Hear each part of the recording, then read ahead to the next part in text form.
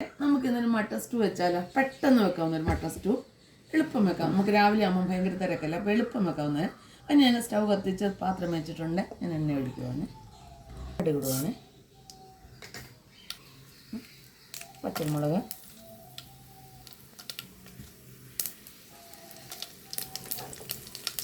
ഇത് തക്കാളിക്കുണ്ട്, പച്ചമുളകുണ്ട്, സവാള ഉള്ളിയുണ്ട്. ഞാൻ കുക്കറിൽ ഒരു അടി അടിച്ച് പെട്ടെന്ന് ചെയ്യാവുന്നതുകൊണ്ട്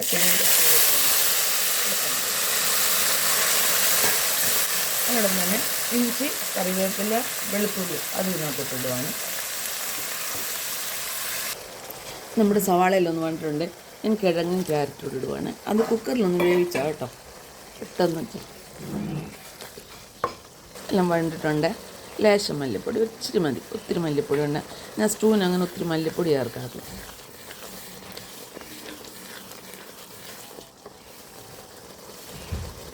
പിന്നെ പെരുംജീരകപ്പൊടിയാണ്.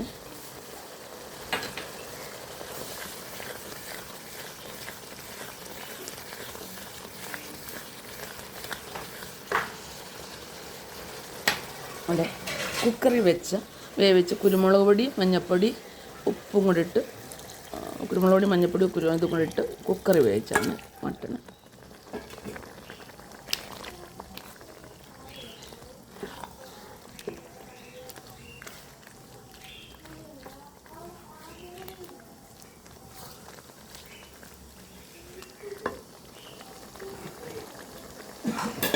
ഇത് ലേശം തേങ്ങ, ഇച്ചിരി നട്ട്സും മാത്രം.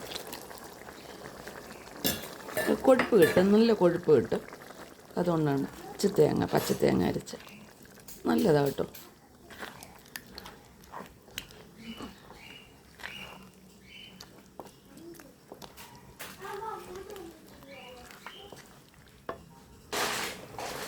കുരുമുളക് പൊടി കൂടെ, ഞാൻ കൂടുതൽ കുരുമുളക് പൊടി, ഞാൻ പിന്നെ മട്ടനകത്തെ കുരുമുളക് പൊടി ഇട്ടാണ് വേവിച്ച്.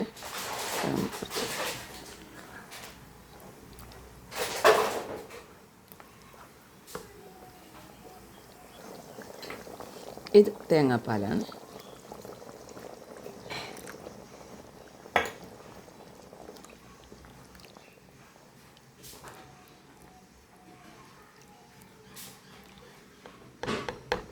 അടച്ചു വെക്കാം. നമ്മുടെ മട്ടൻ സ്റ്റൂ റെഡി ആയിട്ടുണ്ട്. ഉപ്പൊക്കെ ഉണ്ട്, ഞാൻ നോക്കിയായിരുന്നു. രസം മതിയല്ലോ.